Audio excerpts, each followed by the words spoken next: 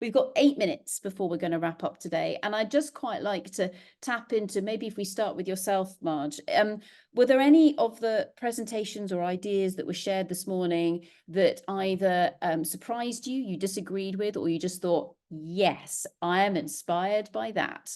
So Marge, over to yourself. Any thoughts? And then we'll go to Jamie.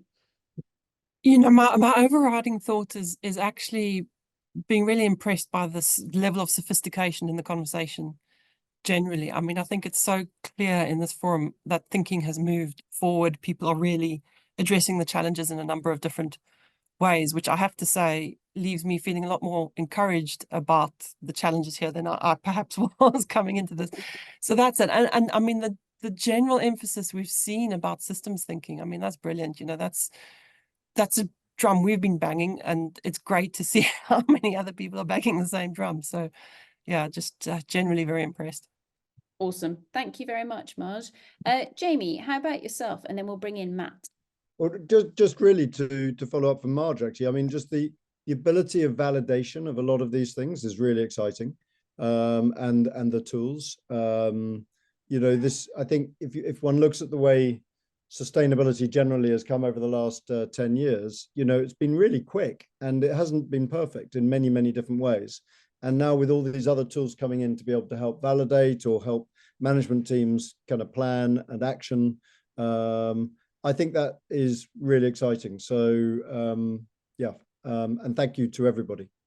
Awesome. So yeah, I mean, I think it's a case here of it's really nice, isn't it, when we hear other people almost reflecting back at us, kind of similar things, but maybe using different words, and we're like, cool, yeah, let's call it systems thinking, let's call it whatever, or let's use this tool. Awesome. And we'll jump on that bandwagon. And whilst it does feel like, but we've been doing it for ages, it doesn't matter, because here's the next wave coming along that we can leap on board. So awesome. Thank you, Jamie. Matt, thoughts from yourself, and then we'll go to Sophia. Yeah, probably just start with the systems thinking thing, because it was the last talk we heard. We had some of these conversations the other day in one of the sessions, and in the chat they were talking about boundary spanners. So again, it's that need for more generalists in the system. And the paper that was shared was from 2014. So, you know, we've been talking about this for ages, and it's still something, and it's great to see that we're getting more traction in this, but it still goes back to how do we incentivize that cross-disciplinary, instead of sticking in your lane, moving together. And yes, it's exactly what you say, Sarah, we risk management, and that's kind of the purpose of this conference. That's the essence of it. That's kind of the threads that are pulling all of these discussions and everything together, is that yes, it is an interconnected world and everything's kind of joined together. With some of the other talks today, the example of the Marikana kind of, I just thought that was really inspirational, especially me as a geologist. I thought that was fantastic. And then also the kind of stuff about from Marge and some of the other guys, and the cobalt, kind of mapping that kind of bit of the supply chain that as a geologist, exploration geologist, I just kind of really worry about, oh, just get out of the ground. We really need this stuff. But then where does it go? What happens to it? And like, as Marge saying, you're coming at from the opposite end of this, the kind of system, was I'm coming up from the other end, and yeah, we're probably very aligned. It's just we often don't speak in the same way. So yeah, I thought it was really, really good. Appreciate it. Thanks, Matt. Yeah, so I think, I mean, it's very easy, isn't it, for people who are there engaged in the operations, etc. It's like the world of trading, I have no idea what goes on within that, and I cannot find any regulation or any clarity with regards to that. So if someone can please explain to me commodities trading, I would love it, because in my system at the moment, that's kind of like a little dashed area with a big question mark.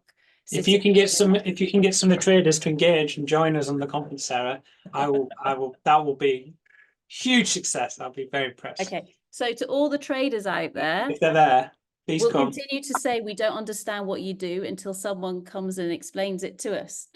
Fabulous. Excellent. Thanks, Matt. We're in all sorts of trouble now. Sophia, over to yourself, and then we'll bring in Aline. Thanks, Sarah. Yeah, just echoing against some of the observations from today, but I also really enjoyed that Marikana case study, particularly because yesterday we were doing the bursting the bubble, and I think one of the questions you posed to me was sort of, how would you want a mine the ideal mine to look like. And I think that's a great example of where things started in a really violent, detrimental, negative space, and it felt like the work they were doing there was super worthwhile.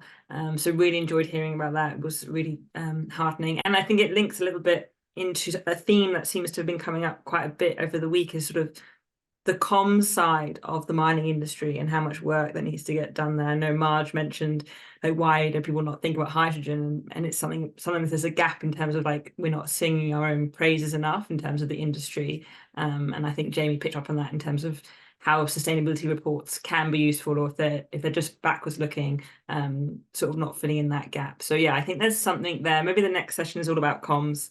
How do we make sure people know about all this amazing stuff that's going on, and not so amazing stuff, but how do we have that sort of honest discussion, rather than it just being a boogeyman? Because I think my dotted line might be around the whole of mining like a month ago, so I'm trying to come through, and maybe the industry can do some help itself in that space as well. So that's really came up for me this week, but really enjoyed this morning, so thanks to all the speakers. I'm loving these mental images of, like, these mind maps that are kind of gently kind of filling themselves in with, like, I did not know that before. That's cool. Brilliant. Thanks, Sophia. And Aileen, how about yourself? Yeah, thanks. I think in line with everyone else, the talk by Tabitha was excellent, and I think it was a really world-class example of like what we can actually learn from other countries, and like it's great to see that's expanding outwards and that there's companies doing work like that. But I think it also brings up the other kind of the transparency element that was fed into a lot of different people's talks today, and about we actually just need to be honest about things in our history and like lead with that. I think sometimes as geoscientists and geologists we're a bit defensive about our history of we couldn't have possibly done that, but that breaks down that trust. And I think moving forward we really need to see that. And I really like Sarah's point as well about transparency is not the end goal, that it's a tool to achieving accountability. I thought that was a really nice way to kind of bring a lot of this week together. Brilliant. Thank you very much, Aileen. And thank you very, very much to all of our wonderful speakers this morning. Round of applause to all of you, be you here or have already having disappeared. But with that, that is the end of session number 6 of this year's Responsible Raw Materials Conference.